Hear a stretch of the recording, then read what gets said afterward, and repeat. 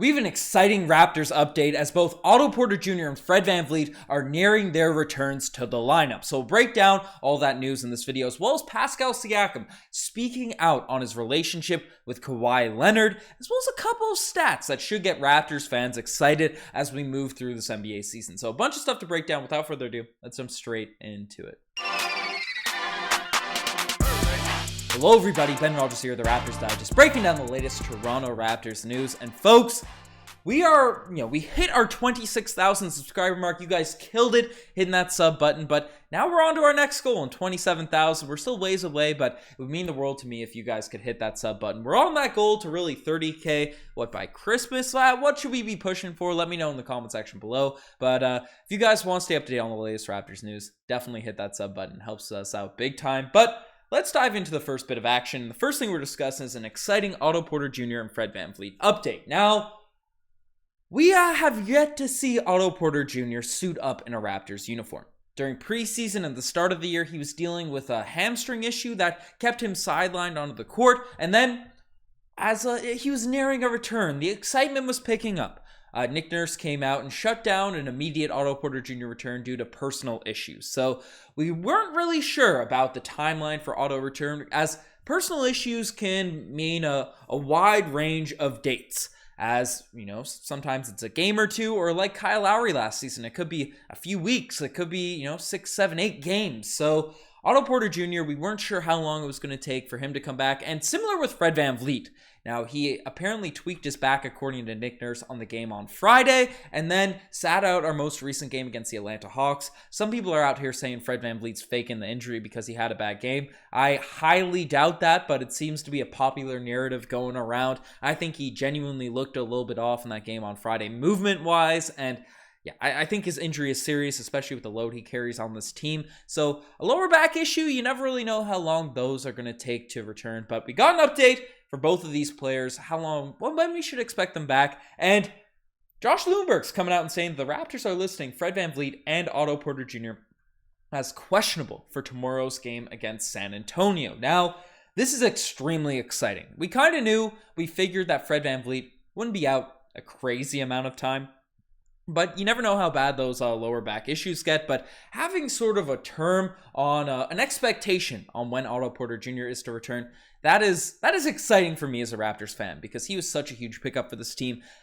Follow in this offseason, he was really our big signing, our game-changing pickup. So that's huge. And for people that aren't up to date, because questionable, that's also an ambiguous term, Ben. For people that aren't up to date on how reporters use these terms, questionable usually means a player's nearing the return. They're going to return in this game or the game following, unless a setback happens. The more worrisome language you get from reporters is doubtful. Doubtful is something we got from Otto Porter Jr. later, but that means they're usually a few games away, and then an indefinite timeline is something that you really don't want to hear, because that means they just don't want to put out the expectations to the fans even yet. So, questionable is exciting sort of report coming out for Otto Porter Jr. Fred VanVleet, questionable. Honestly, I don't mind Fred VanVleet taking some extra rest. We're early in the season. We have Scotty Barnes able to man the point guard position while he's out. That's not to say Fred VanVleet's not valuable to our team or anything like that, but he's way more valuable when he's healthy. So get Fred fully healthy. I'm hoping Otto Porter Jr.'s hamstring is good. I'm hoping everything he's dealing with in terms of the personal side that kept him out, that's all dealt with, and he's living good. So exciting news for the Raptors to get a couple of main guys back, because we haven't had a core contingent of rosters yet this season, right? Otto's been out, Fred's been in and out of the lineup, right? We haven't had our full core group going. So having our usual starting five and being able to bring up Chris Boucher, Otto Porter Jr., Precious Achiuwa, and Christian Koloko off the bench, that's likely our best lineup, our best sort of 9 guys, our 9-man rotation. And I want to see what we can do against some of the top teams when we're fully healthy. But obviously, knock on wood, hopefully they return quickly and we get to see that happen. But let me know how excited you guys are to see Otto Porter Jr. suit up in a Raptors uniform. But the next thing we're discussing is Pascal Siakam speaking on Kawhi Leonard's influence and relationship. Now, obviously, Kawhi Leonard, Pascal Siakam, they won an NBA championship together. Kawhi came in and he really taught a lot of lessons to Raptors players, to everyone that was around the organization, even Nick Nurse. They're always referencing things Kawhi Leonard did. But Pascal Siakam came out and spoke on, when he was asked about his even-keeled mentality of the season and has he always been like that. The first thing he mentioned was learning from Kawhi. Nothing really fazed him. This is a skill that Pascal picked up over the years and, learning it from the best guy at not getting fazed in Kawhi Leonard. And then he was asked, does he still keep in touch with Kawhi?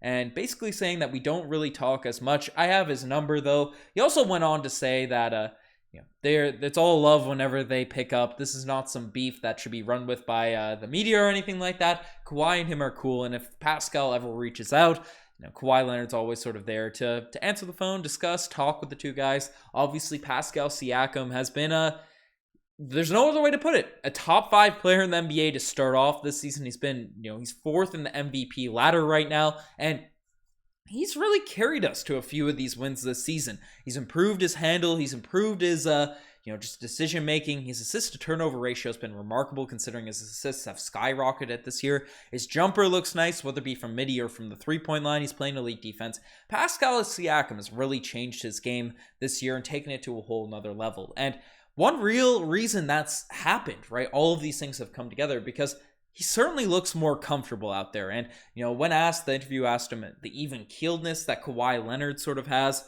right? Pascal Siakam I don't even know if I'd call it even-keeled. I'd call it just comfortable in his own game. He's not trying to force anything. He knows his skills. He knows what he's best at. He trusts the work he's put in the summer. And he's just executing full force, the best Pascal Siakam he can be. And it's similar to what Kawhi Leonard did in his growth with the Spurs. Didn't try to do too much. He year after year added things to his bag, right? Wasn't much of a ball handler when he won his first finals MVP. Came back a couple seasons later and was crossing people up. Came to Toronto and had one of the tightest handles in the league for a wing.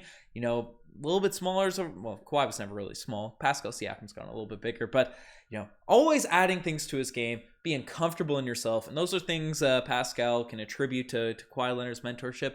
You love to see it, and that's why you trade for these types of superstars. So shout out to Pascal Siakam for growing his game and keeping a relationship. I love hearing stuff from our championship season. I know it's only a few years ago, but the nostalgia is real when I hear about the guy still talking. Serge Ibaka got some run with the Milwaukee Bucks last night. We still have some of our championship squad killing around, and on the Clippers, Norm Powell's been struggling and stuff. That Gary trade is looking sweet, but I'm just rambling about our 2019 squad at this point. But the next thing we're discussing is one thing that needs to be talked about this Raptors season so far. Now, the Raptors are currently 4-3. However, if you look at our stats, where we place in the Eastern Conference, I believe we're currently ranked at 4th. So we're still right where we should be in terms of rankings and stuff, but 4-3, just one game above 500. Has a few Raptors fans a little bit sad. But one thing that should lift their spirits, especially where we've had a couple of tough losses, is the Raptors have had by a significant margin, the toughest schedule in the entire NBA right now. You can see the ranking right now. The Nets are just below them. They just fired Steve Nash. The Heat, a team that's struggling, right? They've had a pretty brutal one as well. But the Raptors, we faced pretty well all playoff teams so far this season, and teams with playoff expectations. And we've come out and we have an above 500 record. And coming into this season, dealing with a bunch of injuries and having one of according to this ranking out here, right, the toughest schedule in the entire NBA.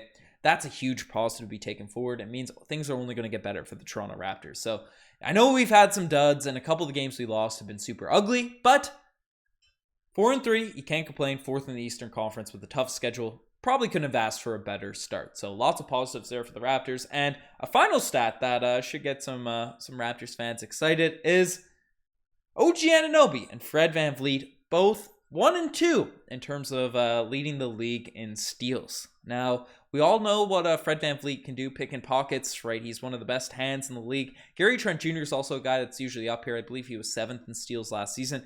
But OG Anunoby's also getting in on the action. He had 6 steals in our most recent outing, right? The Raptors are clamps on defense. It's looking better and better as the games go along. And having Fred VanVleet and OG Anunoby being pests out there on the wings, staying in front of other teams' guards, you love seeing that. So lots of positives to take away from the Raptors, but let me know what you guys think about this season so far. You're the best for making this far. Check out the Instagram, the TikTok, the Twitter, all that cool stuff. Anyways, you guys are the best. I'm signing out.